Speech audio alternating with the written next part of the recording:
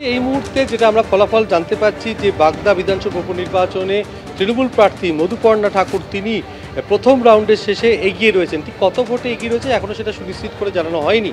তবে যেটা হয়েছে যে হেলেঞ্চা হাই স্কুল বাগদা বিধানসভা কেন্দ্রের যে উপনির্বাচনে যেখানে গণনা চলছে সেখানে টান টান উত্তেজনা রয়েছে। কিছুক্ষণ আগে তুমি ছবি দেখেছো যে গণনা কেন্দ্রের ভেতরেই তৃণমূল কর্মী এবং এজেন্টরা জয় বাংলা স্লোগান দিতে শুরু করে। প্রশাসনের তরফ থেকে গণনা কেন্দ্রের ভেতরেই মাইকে ঘোষণা করা হয়, কিন্তু তা সত্ত্বেও বারংবার তারা জয় বাংলা স্লোগান। সেখানে বিজেপি প্রার্থী বিনয় বিশ্বাস উপস্থিত ছিল। ভোটের দিনকে আমরা দেখেছি জায়গায় জায়গায় যেখানে যেখানে বিজেপি প্রার্থী গেছে তাকে থেকে জয় বাংলা স্লোগান দিয়েছে। শুধু তাই না, 188 নম্বর বুথে সেখানে দেখা গেছিল যে গাতপুকুরি এলাকায় সেখানে জয় বাংলা স্লোগান দিতে দিতে তাকে মারধর করা হয়েছিল। তিনি কোনো ক্রমে গাড়িতে উঠে পালিয়ে যান, তারপর তার গাড়ি ভাঙচুর হয়েছিল। আমরা এই মুহূর্তে গণনা কেন্দ্রে রয়েছি। তো গণনা কেন্দ্রে টান টান নিরাপত্তা রয়েছে, অর্থাৎ ত্রিস্তরীয় নিরাপত্তার চাদরে মুড়ে ফেলা হয়েছে। গণনা কেন্দ্রের ভেতরে দু কোম্পানি কেন্দ্রীয় বাহিনী জওয়ানরা উপস্থিত রয়েছে। কিন্তু দফায় দফায় গণনা চলাকালীন যখন থেকে গণনা শুরু হয় তখন থেকেই জয় বাংলা স্লোগান বিজেপি প্রার্থী বিনয় বিশ্বাসের উপস্থিতিতে যেভাবে এক উত্তপ্ত পরিস্থিতি হয়ে উঠেছিল এবং প্রশাসনের তরফ থেকে একবার কেন্দ্রীয় বাহিনীকে সঙ্গে নিয়ে গিয়ে তাদেরকে সতর্ক করা হয়, তা সত্ত্বেও তারা বারবার জয় বাংলা স্লোগান দিয়ে থাকে। ভোট গণনা শুরু হয়েছে, প্রথম রাউন্ডের গণনা এখনও চলছে। তবে কত ভোটে ঠিক এগিয়ে রয়েছেন তৃণমূল প্রার্থী মধুপর্ণা ঠাকুর সেটা নিশ্চিত নয়। এই বাগদা বিধানসভা কেন্দ্রের দিকে তাকিয়ে আছে ফলের দিকে রাজনৈতিক মহল, কেননা গত 2011-তে যখন পালা বদল হয়েছিল তখনই তৃণমূল এই আসনটি দখল করতে পেরেছিল।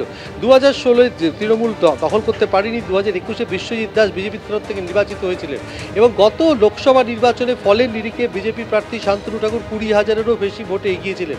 আর সেই কারণে সকলের নজর রয়েছে বাগদা বিধানসভা উপনির্বাচনের ফলাফলের দিকে।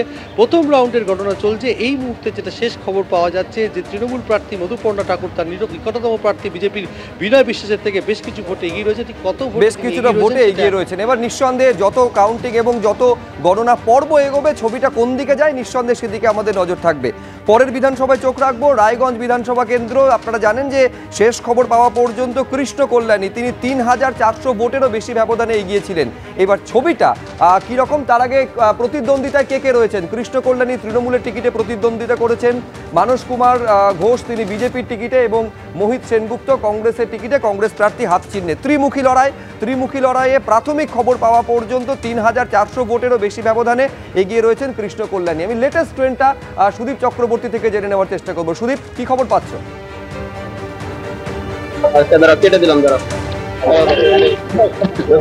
তোমাকে বলেছি উপনির্বাচনে যে গণনা শুরু হয়েছে রায়গঞ্জ পলিটেকনিক কলেজে।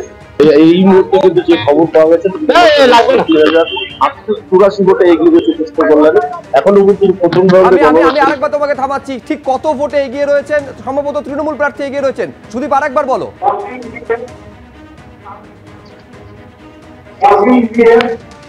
তৃণমূল কংগ্রেসের প্রার্থী কৃষ্ণ কল্যাণী 3,484 ভোটে এগিয়ে রয়েছেন।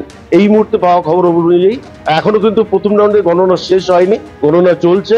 তোমাকে বলি যে এই রায়গঞ্জ বিধানসভা উপনির্বাচনে নির্বাচন হচ্ছে, তার আগে কৃষ্ণ কল্যাণী কিন্তু রায়গঞ্জ লোকসভা কেন্দ্রে দাঁড়িয়েছিলেন। তিনি কিন্তু রায়গঞ্জ বিধানসভা ক্ষেত্রে কিন্তু প্রায় 47,000 ভোটে পিছিয়েছিলেন। সেই ক্ষেত্রে প্রথম রাউন্ডে গণনা শুরু হওয়ার পর যেটা দেখা যাচ্ছে কৃষ্ণ কল্যাণী